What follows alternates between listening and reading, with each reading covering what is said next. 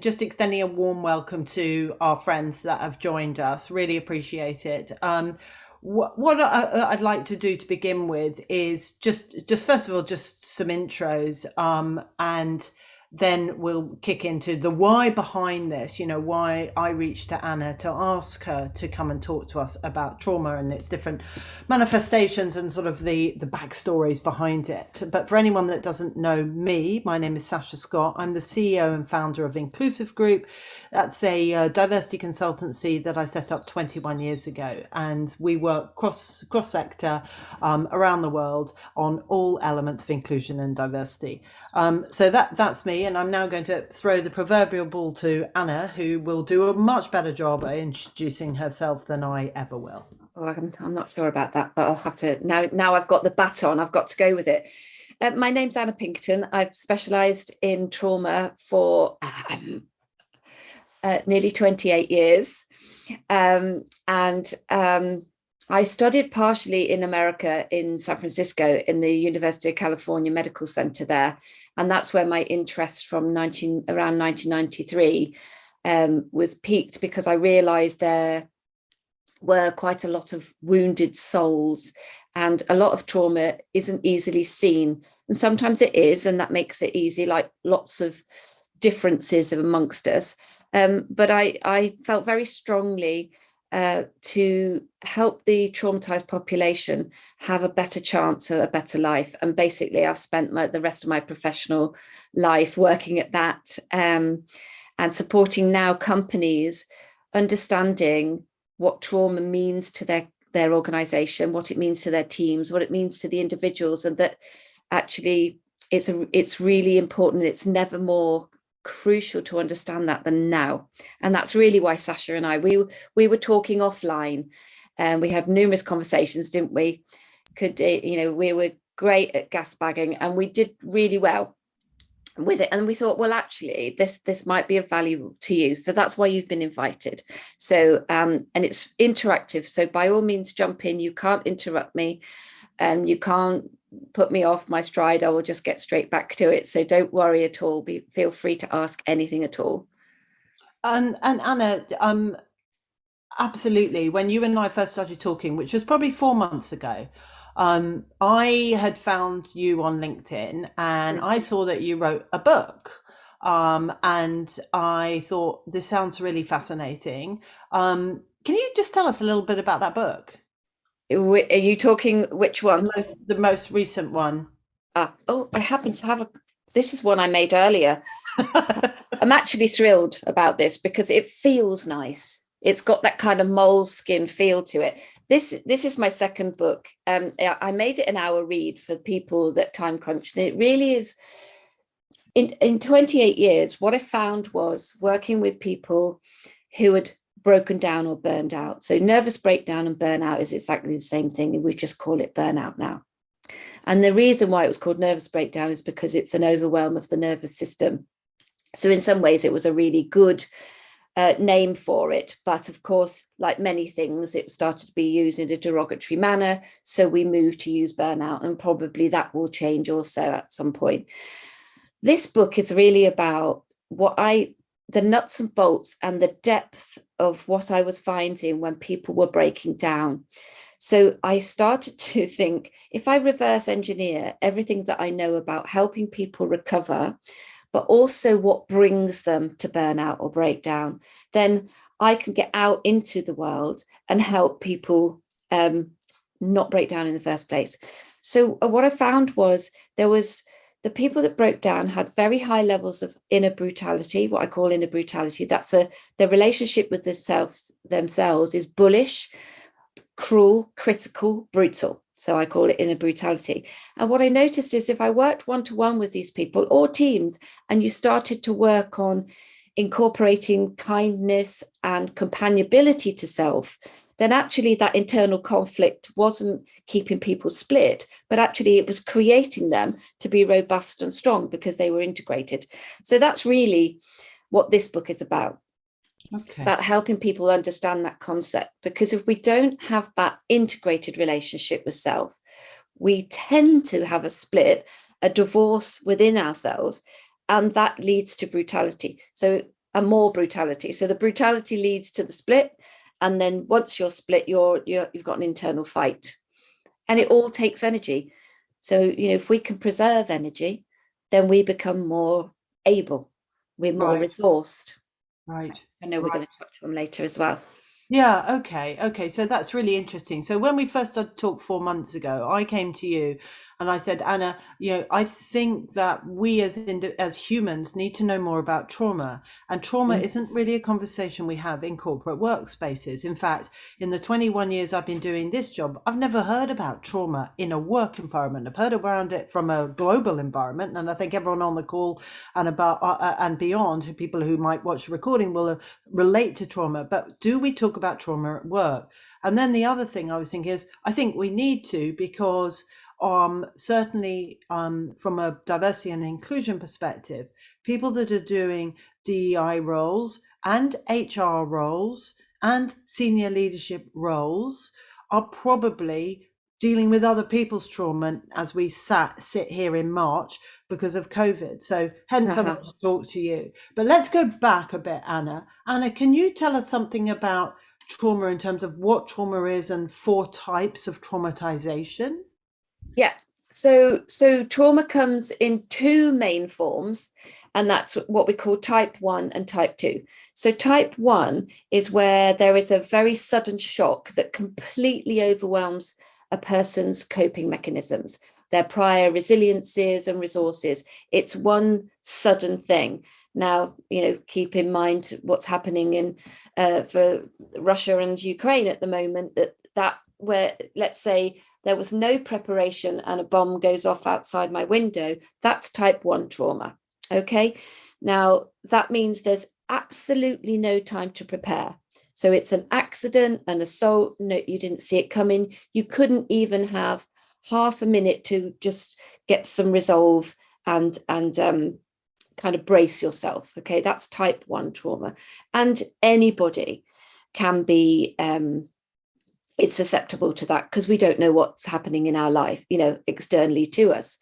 Type 2 trauma is what we call anticipated trauma. And we've seen a lot of this, and we're seeing the fallout of COVID now, where there's an anticipated gut deep dread of every day. So when we had the first lockdown, you'll notice people like, oh, right, okay, this is new. I can do this. I know we all thought it was going to be for a few weeks, and it was 3 months. But then when it came to the second and the third, our resources were lower. So there's an anticipated dread of every day then. And so in terms of the workplace, what we will find was bullish behavior, for instance, would come under anticipated trauma. Heavy workloads that never relent. That's a way of becoming traumatized. All you need to tip into trauma is that adversity goes on for too long and overwhelms the system. So type 2 trauma can be a drip, what we call a drip effect, almost like, oh, I just can't take another thing. And then the other thing happens. And I know we've talked about anticipated trauma before, Sasha, in terms of, looking at what people experience. I know you talk about a lot about the microaggressions and abuses that appear small. But if you have 10,000 of those in a lifetime, they're not small anymore. The brain doesn't care that they're small. Okay. By the way, I can't see the chat box at the moment, but I will come back to it. Great. Yeah, I'll keep an eye on the chat. But so Okay, you keep lovely. on, because Oh, that thank you, Sasha. cumulative Yeah. impact, So yeah? those are the 2 main types. What's really pertinent to companies and organizations and teams, especially right now, is what we call vicarious trauma. That's where one person's trauma in their body, in their neurological system, if you imagine they're jangly, right, then they unintentionally pass their trauma between themselves and the person next to them.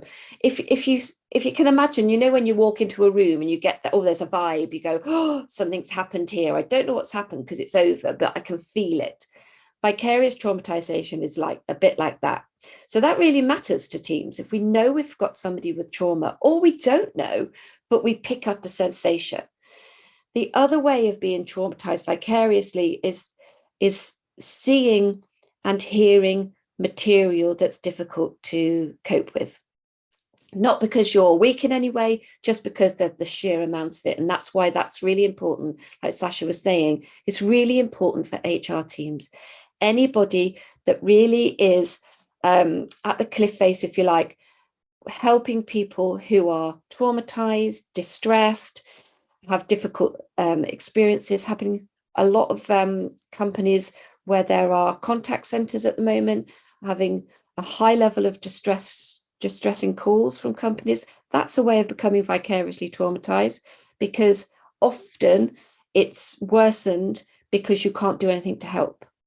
So if somebody's saying, I can't pay my bill because it's 3 times higher than my affordability, the person on the phone is absorbing unintentionally, they can't help it, they're absorbing that stress, and that tips over to trauma for some people. Okay, so I've got a question, because what that's making me think is, if I'm in an organization, doesn't my employer, shouldn't my employer be helping protect me more insulation needed, more help?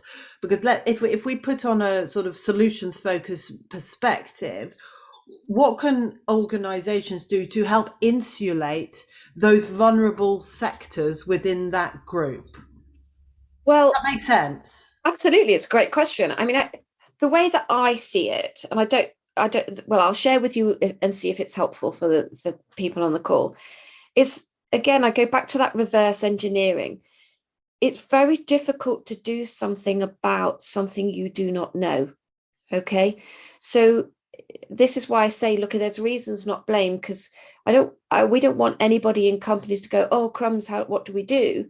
You have to have the information about what trauma is, and then you get to reverse engineer it to see what preventative measures and it sounds a bit bananas, doesn't it? Oh, crumbs, do we have to talk trauma in order to understand it? But yes, we do, because otherwise you can't see the pathway to what creates trauma. So if we know, for instance, that bullish behavior actually isn't just difficult and irksome, it's traumatizing, then what we would do is we'd help the person that perhaps has the bullish behavior to understand why they feel the way they do, why they act the way they do, and then they could do something about it. So does that make sense? So if you understand what trauma is, that's why we decided to do this. Oh, somebody's trying to come in. Cool. Then so for me, it's easy that trauma is my specialism. So I can see trauma, like I can see where it would go. So now, for instance, in terms of self-care, I have to be really considerate, because obviously I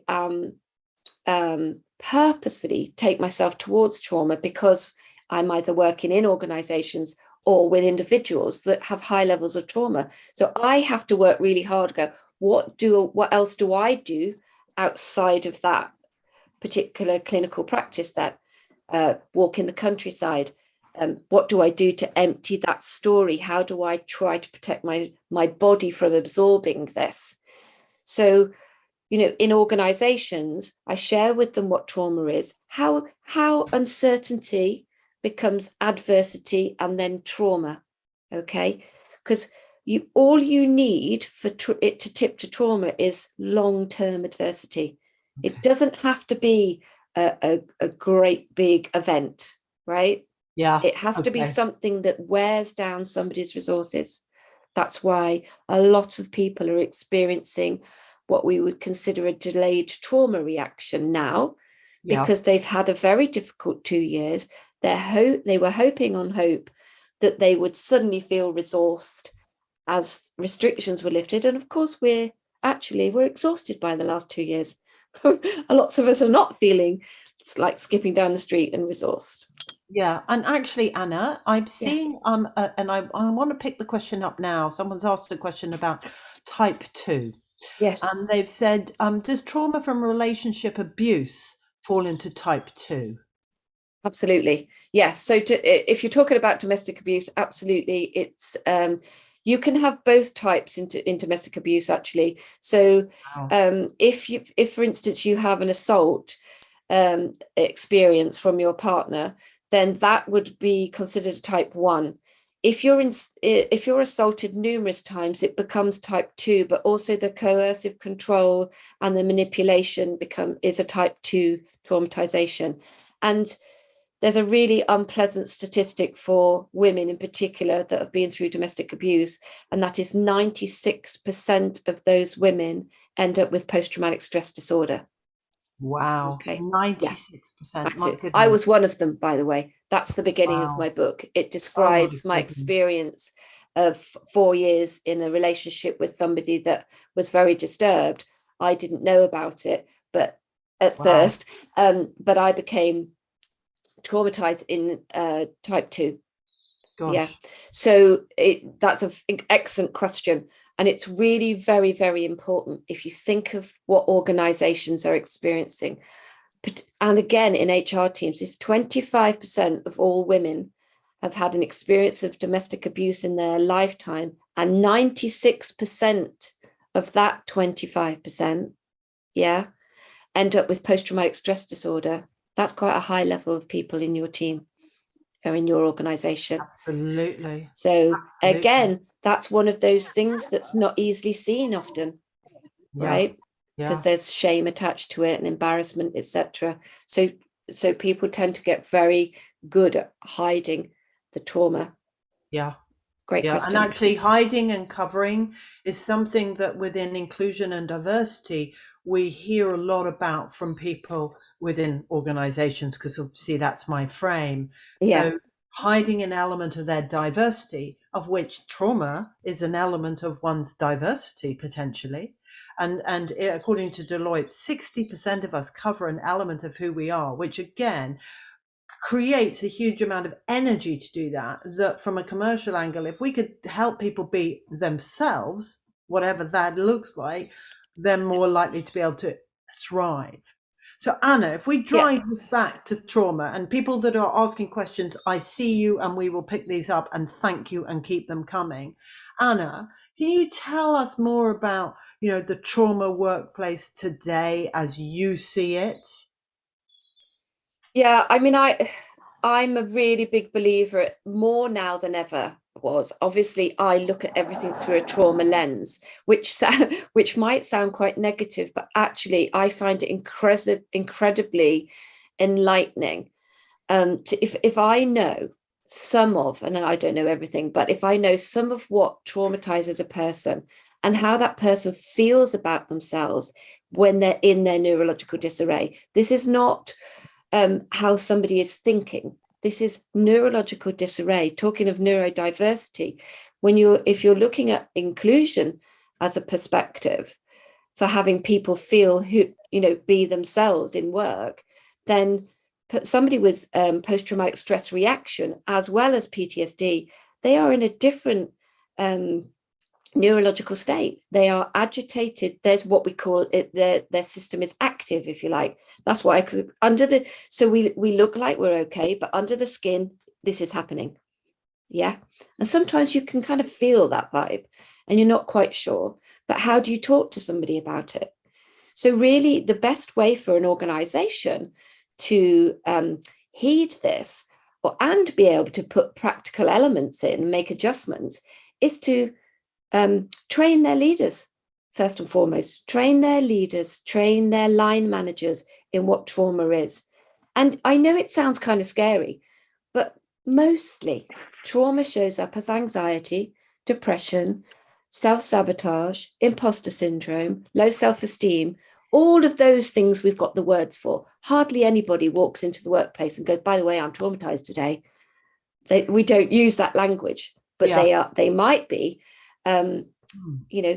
crippled with anxiety or self-doubt. What's going on with me? Why can't I heal myself? That's a huge thing in trauma, right? And that question around domestic abuse says, well, it was my fault for being there, so I've created the trauma for myself, which is a misnomer. You cannot create your own trauma, right? Right. The whole point of trauma is it's something that overwhelms your system. So can you tell us more about the neurological state of people in trauma for people that don't know what that means or looks like, because it could be our colleague, it could be our partner, it could be someone sitting next to me. Yeah. What does that, can you expand on? I'll do my best. I'll do my best. So, what happens in terms of the brain? You've got a part of the brain which is called the amygdala. So that's your brain, and your brain stems here. So I see it as this little voice. What I'm always doing when I'm running workshops. So it's like this little puppet thing. Its job is to interpret threat. Okay, so so if you imagine you're walking down the street, is that threatening behavior over there? Do I need to cross the street? If you're in the workplace, what's the look on that person's face? Are they coming to verbally attack me, or does that look like a smile? Does that look like it's a friendly approach? So the amygdala is looking.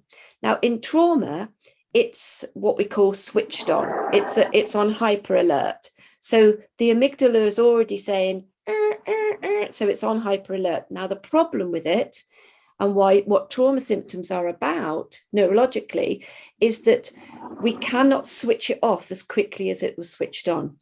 We have to retrain the brain for safety, like psychological safety, environmental safety, being around compassionate people, in order for the amygdala to decide, okay, I can turn the dial down on this and eventually switch it off. So traumatized people are on hyper alert, i.e. they're looking, where's the threat? Everything's a threat. I can't interpret that what is friendly and what is not friendly. That makes a Right. difference. So it's like always on, always scanning for Once the danger. trauma is tipped in, Yeah. once it's tipped into trauma, and It's that's what always some on. people are experiencing now. They were under resourced, and Yeah. you'll find some people are triggered by what's happening in Ukraine because they're already under resourced after what they've been through in the pandemic. Through no fault of their own, it's just that their space to deal with everyday pressures has been used up with the pandemic. So now they've only got this much space to deal with whatever else is happening in their lives and the world. So that's what we call a trigger. Yeah. And I always use the words under resourced because it's not that they're weak, it's not that they're overly sensitive, they're human. Does somebody want to jump in? Okay, no. Someone Oh, actually is saying this is fascinating. I have to go, but oh, what I a am shame. going to watch the recording. So thank you to that person. I've got an amazing question here. Well, I think it's amazing. They're all interesting, but it's a brilliant question. What is the difference between being traumatized and having PTSD? As we're talking about Great words and question. making the Great words question. alive and normalizing words, please can you answer that? Because I don't know that. Yeah, great question. So every single person that's had a difficult experience or long-term adversity, type 1 or type 2 trauma, will have a post-trauma reaction. Now, ordinarily, if we say it on a kind of spectrum, ordinarily, the majority of people will recover within 3 to 6 months. Now, post-traumatic stress disorder is considered a psychiatric condition. It's neurological, it's not personal. It's not anything to do with the person's weakness or inability to deal with stuff. It's neurological. Their system is overwhelmed, the brain switched on to hyper alert, and it's going to take some time for them to get into the recovery trajectory and heal from their experience. Now, that's why PTSD is often not diagnosed until 6 months, right? So if you imagine it like that, if all of us had a very difficult experience, we'd all have a reaction. And what we'd noticed then is that we were gathering ourselves and recovering ourselves somewhat in that first 3 to 6 months. Now, those people that end up with disorder is where the brain just cannot recalibrate and recover that quickly. If that does that make sense? Yeah, So it does. everybody has a reaction. Not everybody ends up with post-traumatic stress disorder. Okay. Now, the average population in the UK has we have 3% of the average population has PTSD. Now, I believe that that's going to change, that's going to double, I think, with the pandemic. Wow. I would estimate 6 to 10% of the population will end up with post-traumatic stress disorder. That is why it really matters that we pay attention now. Remember, one person in a team of 10 or 5 that's traumatized, that will have a vicarious effect of traumatization on the other people. So it matters for the individual, but it also matters for the group, to stay well. I totally see that, because then it almost vibrates through a team, and you could get lots of people being vicariously affected. So Anna, if we're saying that forget any diversity or microaggressions or any personal history about what my state is today, are we saying that because we're all living through a COVID experience, that in your head, maybe, sorry, not to your professional opinion, you think that the numbers of people having PTSD will double population? I can't see how it won't. And sure. This is why our mental health services are absolutely overwhelmed. And there's also trauma often has a delayed reaction. So we're seeing now the fallout. Oh, the mic's going all funny. Yeah, it went weird, didn't it? Take it out. So you're saying trauma often has a delayed reaction. How long? What does that delay look like? Why is it delayed? It's delayed usually because the human being, if you see the human as an organism, as a whole system, then ordinarily they have to physically mobilize to manage what's happening first, right? Like lots of us have done, throughout the pandemic. And I've just had so much respect for companies that have been through this experience and working day in, day out and dealing with this uncertainty in this long-term adversity. Now, the reason why there's a delayed reaction is because after, if you like, the aftermath is that then people can, in a way, have an emotional reaction. The system, the organism can afford the emotional reaction now because they physically mobilize, a bit like why somebody has it's like somebody that has surgery, for instance, they go into hospital for an operation, they have to physically mobilize to get better from the surgery, and then a couple of months later they have some kind of post-operative blues, or they need to grieve some losses, or actually just process the experience, which means feel what it was like for that to happen to them. Does that make sense? So we have to mobilize physically first. Got it. Makes perfect sense. Somebody's running after us on the street, we leg it, right? We get out of there, and then after, the shock and the fear and the emotion then hits us. So it's like that, but on a grand scale. Okay, brilliant. So then, Anna, and this is picking up on a question, on the note of delayed trauma, do you remember when you and I did our taster video? We talked then, or you talked about mobilization and then going through trauma and then the recovery experience and then healing. So this person is asking a brilliant question, which is, what's the difference between recovery and healing? And by the way, Katie Hamilton, could you put your mic on, please? So thanks, Katie. We're just getting a lot of blowback. So Anna, what's the difference between recovery and healing? Great question. And I make a distinction here. So recovery means truly what it says, to recover oneself, to kind of pick oneself up and feel more like you. Now, the healing experience, and I do think that these need to be separated, is where you become more you, more whole after your adversity, your difficult experience, your overwhelming experience.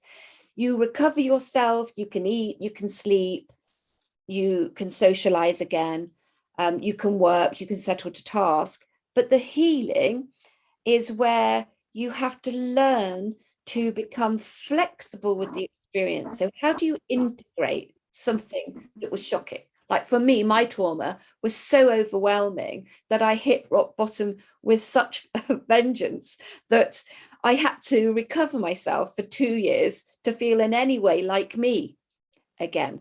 And then I was on the healing trajectory. And some people would say, perhaps you're always healing from trauma for all of your life because you're learning to live with it in a different way as you grow, as you evolve, as you get older. Yeah. Wow, that's really interesting. And thank you for your honesty, Anna. Okay. Anna, just moving slightly back into the kind of work environment.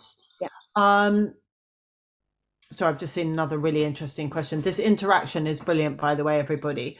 But my work question is, how can we help people if we identify their trauma? What practical things can you and I do, anyone on this call, HR or not HR, colleague to colleague, what can we do to help others? And then what can we do to help ourselves? Great question. Okay, so without being too prescriptive, but for the sake of this, I'll try to narrow it down. What I've found over the last 28 years is that people in trauma have two main issues. One is that they hold it against themselves that they can't recover themselves. So their inner brutality, which is why I write about it in the book, they fall out with themselves. For goodness sake, not only did I have the trauma, not only did I have the experience, but now I can't get myself better. So I'm stupid, I'm weak, and blah, blah, blah. Now, that's because the brain gets mixed up between being weakened by the experience and then it interprets it as being weak, because we love polarizing things, don't we? Particularly in the UK, you're either strong or you're weak, and of course it actually matters not really what somebody is. I'm just a big believer in it's not sexy to us to go I'm weak. I'm weak at certain things. Do I care? No, I've moved on. It doesn't Love matter. it.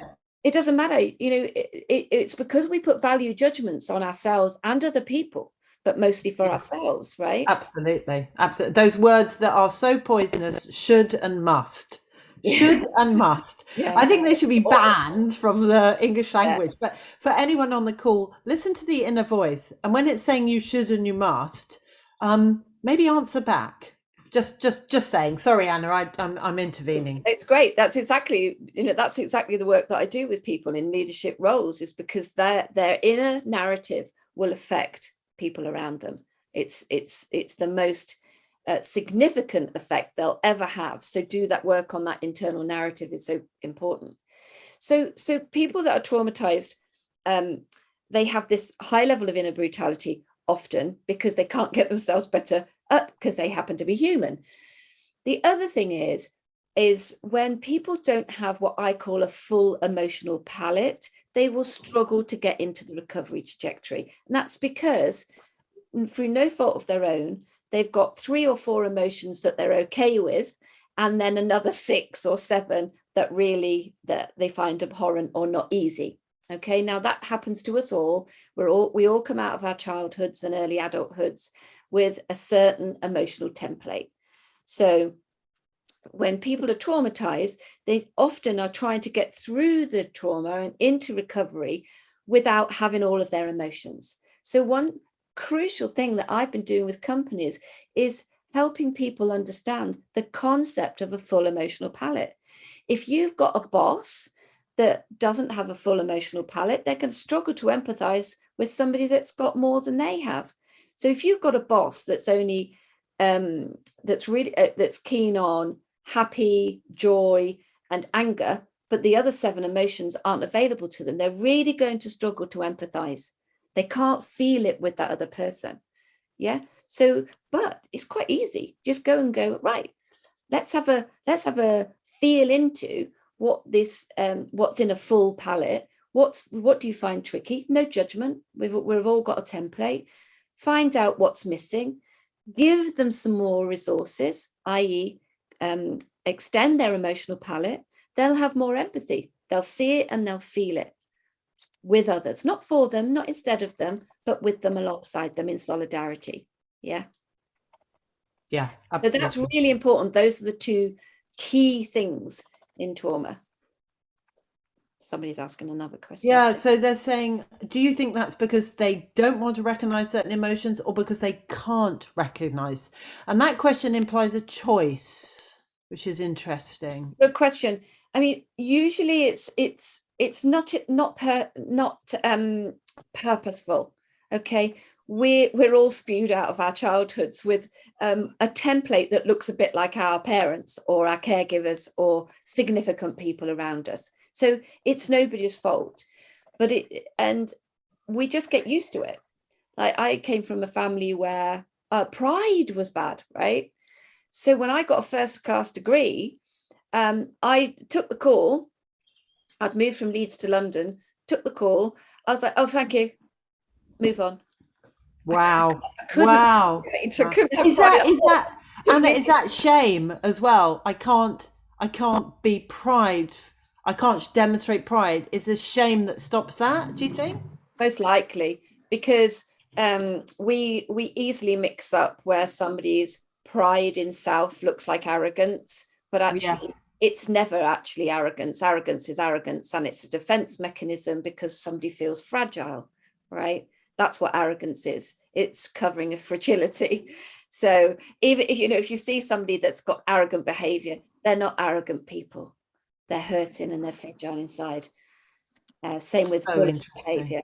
Yeah. So, So I interesting. think that's kind of off piece, isn't it? But Yeah, slightly off piece, and I want to stay on piece, although, frankly, I think we should be doing a series here rather than just a one-off. But I want to go back to what can I take away from this session today? How can I help my colleagues? How do I identify it in others? And what can I do to help them? And what can I do to help me? well, actually, interestingly, when you were saying about answering your internal voice, that's one of the things we can all do quite privately. Actually, the more okay we become with who we are and who we're not, right? I'm not, I'm not I'm not a famous model. I'm not a famous celebrity. So what? You know what I mean? So you have to be okay with who you are and also who you're not, because otherwise that internal conflict gets all in the way, uses up energy. You never feel good enough.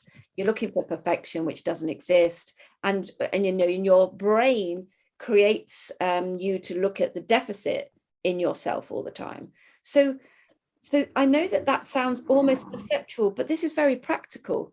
Becoming more okay with who you are and who you're not is probably the biggest thing you can do to affect the world for the better. It masses, I work with leaders of organizations and teams, and this is the work that I do with them, because this is the work that makes the difference. They can go and get resilience training off a shelf, but if they've got a high level of inner brutality, or they're internally split and fighting themselves, going, I want to love doing the 60-hour week. I want to love doing the 60-hour week. I want to love feeling exhausted. Well, you're never going to get there, right? You're never going to integrate and be okay with yourself, because you're asking yourself to do something you can't do. So that this is very practical in that way. Become more okay with who you are and who you're not. And therefore, you will become more okay with people that have an opposite emotional palette to you. You'll have more empathy for where they're coming from. You'll meet them with solidarity, right? And not brutality. It doesn't mean to say this is not like skipping down the street, fluffy stuff. This is really tough work.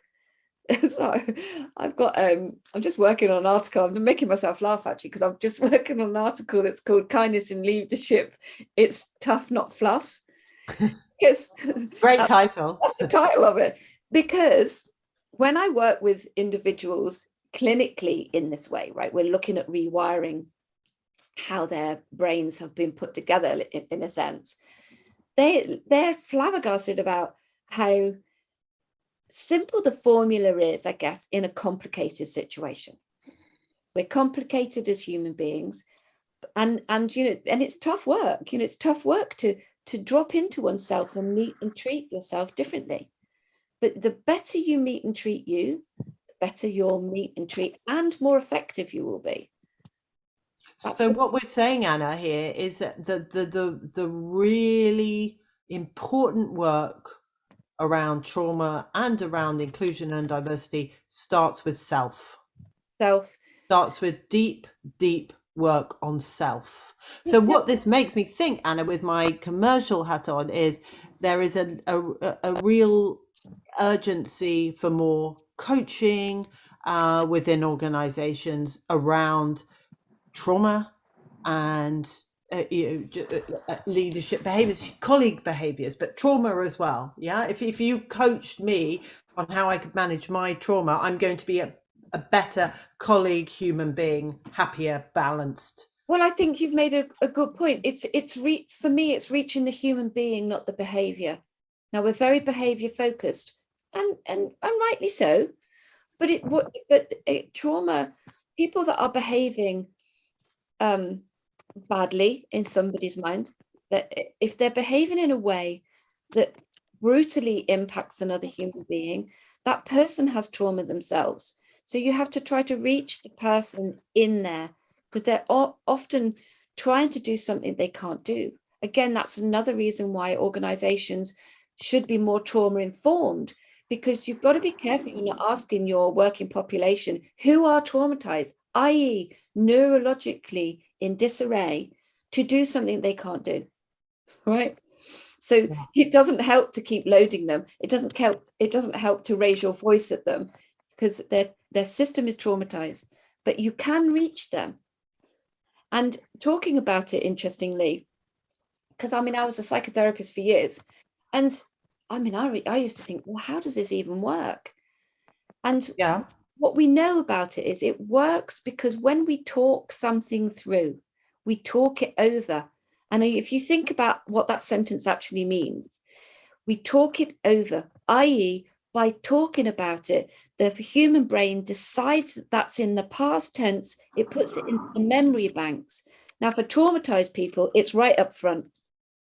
So even if that thing happened 10 years ago, the brain thinks, right, the trauma happened now. So when we talk things over in a therapeutically coaching way, then what that means is they truly talk it until it's over for them. Yeah. Okay, I've got Anna. I'm now feeling a little stressed because we've got 5 minutes, and honestly, the questions are flooding in, which is amazing. Right, here's a fascinating question. Can you explain, Anna, why one person who has lived a traumatic event may have no trauma or PTSD, and another person, exact same event, can have trauma or lifelong PTSD? Yeah, great question. Great question. Again, this is no judgment. Okay, there is no value judgment when we're looking at anything in life, really, because it doesn't help.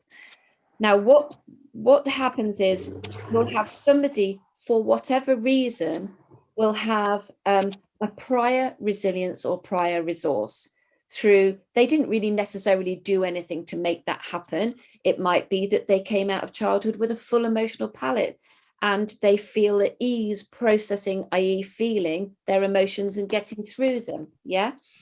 It might be that they have a particular type of intellect where they can view and talk themselves through the experience. Now, people that are vulnerable to post-trauma reactions and PTSD either have prior trauma, they don't have a full emotional palette through no fault of their own. They might have other, what we call pre-morbid, it's a horrible word of saying, let's say pre-trauma conditions, experiences that create fragilities. Again, they're at the mercy of the world and their experiences. So when these same people have the same experience of trauma, it really matters what predated it, what the internal template is, and also like attitudes to talking things through. Right. So culture will affect this, upbringing will affect this, and age, which is this why we're seeing an explosion of mental health problems with younger generations and people transitioning into the workplace now and kids at school because they don't have a fully formed emotional palette? Yeah. Well, they're forming them. So there's a vulnerability because of their developmental stage. Like teenage, the speed of development in teenage years is exactly the speed that a toddler. So a toddler is learning to hold themselves standing, walking, interpreting the world, friend, foe, and the speed of that happens in adolescence as well. So if you imagine an adolescent is going through the speedy developmental phase and they have trauma, boom, that's why people often feel thrown backwards. Okay. Wow, this is really fascinating. So Anna, we're down to our last 3 minutes, and I'm mindful that if you've got any questions, please do pump them into the chat. Let's just think about a couple of things that people can take away to help them look after themselves, or top tips. I'm going to ask you, Anna, some top tips to take away. I'll see if I can get some. When I was thinking about this, I think it's really important. So again, we go back to self-development, self-knowledge. That always helps. And that doesn't need to be like, let's dig it all up and look at all our childhood. It looks at just who am I and who am I not? And how do I look after my limit? We all have a limit, whether we like it or not, because we happen to be human. Yeah. So without exception, everybody has a limit. And we are often unable to change that. So we have to become okay with what our limit is. I don't have oodles of energy, right? I have to pace myself. So I look a bit like a control freak in some ways, because although I have a VA, she doesn't deal with my diary because I have to look after where my energy goes. Yeah. So that's really important. And actually, that question around what would make somebody vulnerable to trauma would be somebody that's already living at their bandwidth too often. Right. So high the executive, the high flyers that some of us meet day in, day out. Yeah. So they look incredibly resourced because they can do a 60, 70-hour week. But actually, if something else comes along, there's a fragility there. It's not their fault. They've got the evidence is that they can manage a 60-hour week in, week out, just about. But you can't get away for thin mint in there, and they can't deal with anything else. Wow. So again, stay within your limits. You stay more resourced. Yeah. And also there is no work-life balance. That's an utter nonsense. There is such a thing as balancing, and it's continuous and it's always happening. So you'll never get balance. So if you imagine it as a dynamic thing, and also life is life. You're wherever you're living it, in work or home. So just it's always adjusting. That's another really useful way of staying well. Yeah. Okay. Amazing. I'm mindful that people have hard stops and we've got no time left on the clock. But I want to say from me to you and to our community, Anna, a huge thank you for being so helpful, so informative, so accessible. And Anna, you want to say any words? But I could just signpost people to Anna for more deep work here. Yeah, absolutely. And hit me up on LinkedIn, or my email is just anna@annapinkerton.com if you have any questions. Often when you talk trauma, that something, a light bulb will happen in the next few hours or next few days. By all means, fire your questions to me. I'm happy to answer them. Wonderful. And someone has said this is one of the best things I've ever heard. So fabulous. Okay, lovely to see friendly faces. Hi there, everyone. Thank you, Anna, from the bottom of my heart. And everybody, be kind to yourself. It clearly starts with self.